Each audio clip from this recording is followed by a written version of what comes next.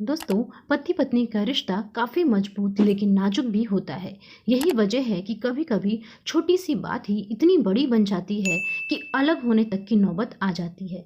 हालांकि इस स्थिति से काफ़ी हद तक बचा जा सकता है।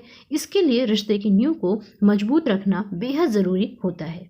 जी हाँ दोस्तों, इस नींव को आप कुछ तरीकों से बहुत ही ज़्यादा मजबूत बना सकते हैं। तो आइए बात करते हैं कि वो कौन से तरीके हैं जिससे आपके रिश्ते की भी नींव होगी बहुत ज़्यादा मजबूत। दोस्तों, लेकिन क्या आप जानते हैं कि जीवन का सबसे महत्वपूर्ण रिश्ता 1-2 दिन की लड़ाई या झगड़े से खराब नहीं होता, बल्कि दोनों के रिश्ते में ऐसी कुछ वजह होती है जो धीरे धीरे इस रिश्ते की जड़ों को खोखला बना देती हैं। जी हाँ दोस्तों, ऐसे में अगर आप भी चाहते हैं कि आपका रिश्ता कभी भी खराब ना हो, तो कुछ बातें जो आज बताने जा रही हूँ, कुछ गलतियां जो बताने जा रही हूँ, उन गलतियों को गलती से भी ना करें, ना दोहराएं।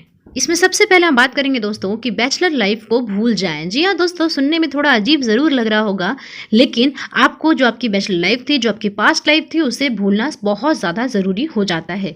लेट नाइट पार्टी करना, देर से घर आना, दोस्तों के साथ खूब सारा वक्त बिताना, इस तरीके की चीज़ें आपको बिल्कुल भी नहीं करनी है।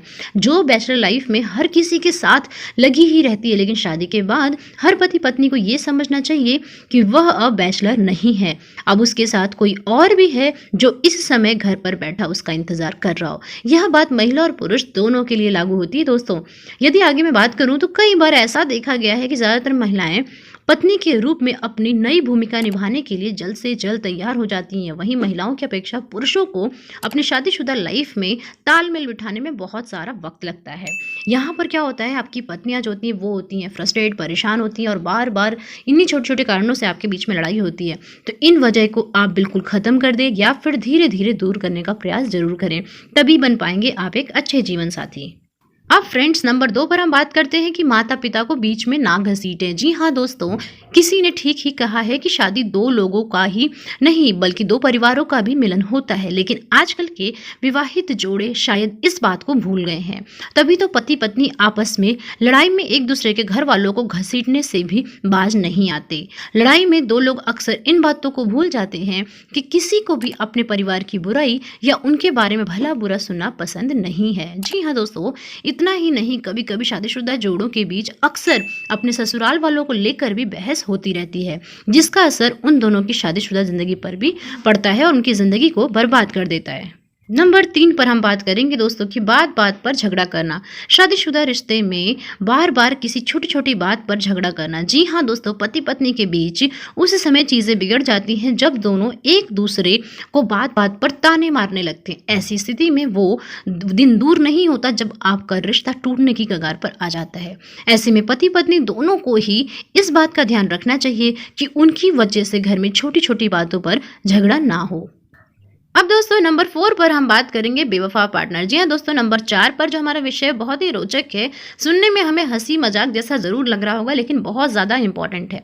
अगर आपने पिछले कुछ सालों में ध्यान दिया हो तो ऐसे बहुत सारे रिश्ते हैं जो इस वजह से हुए हैं खराब। जी हाँ दोस्तों, पति पत्नी के बीच में वो किसी भी रिश्ते को बर्बाद करने के लिए काफ़ी है। एक शादीशुदा रिश्ते की नींव उस समय बिगड़ने लगती है जब पति और पत्नी के बीच में कोई तीसरा आ जाता है। ऐसा हम नहीं बोलते दोस्तों, ऐसा पिछले कई सालों से देखा जा रहा है। ज़्यादातर तलाक का मुख्य कारण किसी रिश्ते में एक नए पार्टनर का आना या आपके पार्टनर का बेवफा होना होता है।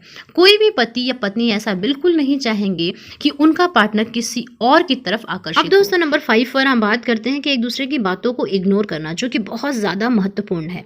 जी हाँ दोस्तों, लिसन शब्द जो होता है, सुनने वाला जो शब्द होता है, वह सुनने में काफ़ी आसान लगता है, लेकिन ऐसा वास्तव में होता नहीं है। सही मायने में कहें तो कई बार एक दूसरे की बातों को इग्नोर करने से भी पति पत्नी का रिश्ता खराब हो जाता है। ऐसे में दोनों को एक दूसरे की बात सुननी और समझने की कोशिश करते रहनी चाहिए। ऐसा करने से आप दोनों के बीच का जो रिश्ता होता है वो खराब होने से बच जाता है, अन्यथा आप दोनों झगड़ते ही रहेंगे।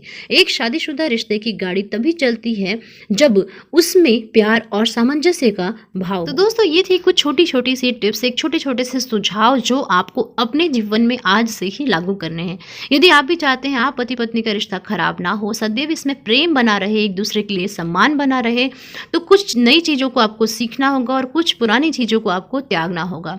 जी हाँ दोस्तों, समर्पण करना ही एक रिश्ते के लिए सबसे बड़ी चीज़ होती है। अगर आप अपने आप को पूर्ण रूप से समर्पित कर देते हैं, तभी आप किसी रिश्ते को भली प्रकार से चला सकते हैं।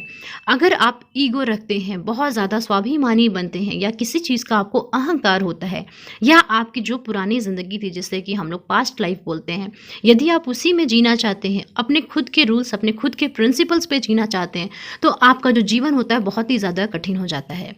जैसा कि मैंने अभी आपको गाड़ी का उदाहरण दिया, आपने कई बार सुना होगा कि पति पत्नी एक ही गाड़ी के दो पहिए होते हैं। जी हाँ दोस्तों, यह बिल्कुल सत्य है। आप वो पहिए हैं जिन्हें दोनों को आपस में पूरा बैलेंस बनाकर चलना होता है। कुछ आपको अपने पति की सुननी होगी, कुछ उन्हें आपकी सुननी होगी। इस प्रकार की जब हम चीज़ें करते हैं, सही तालमेल बिठाते हैं, तभी एक रिश्ता अच्छा और लंबे समय तक चल पाता है। तो दोस्तों, आज का वीडियो इतनी जानकारी के साथ समाप्त करती हूँ। आशा करती हूँ मेरे द्वारा बताई हुई जानकारियाँ आपको पसंद आई होंगी। यदि आज आपको कोई भी टॉपिक अच्छा लगा हो, कोई भी जानकारी पसंद आई हो, तो वीडियो पे लाइक करना बिल्कुल भी ना भूलें। आपके लाइक से मुझे मोटिवेशन मिलेगा और ऐसे वीडियोस बहुत जल्द मैं नए-नए विषय पर लेकर आऊँगी। यदि मेरे चैनल पर आप नए हैं फ्रेंड्स, चैनल को सब्सक्राइब जरूर कर लीजिए, ताकि हमारा और आपका रिश्ता इसी प्रकार से बना रहे। कोई भी क्वेश्चन हो, कोई भी नए विषय पर आप वीडियो चाहते हैं, तो वो हमें कमेंट बॉक्स में ज़रूर बताएं। वीडियो अंत तक देखने के लिए मेरे सभी मित्रों का बहुत बहुत धन्यवाद। आपका दिन शुभ व मंगलमय हो। जय माता दी।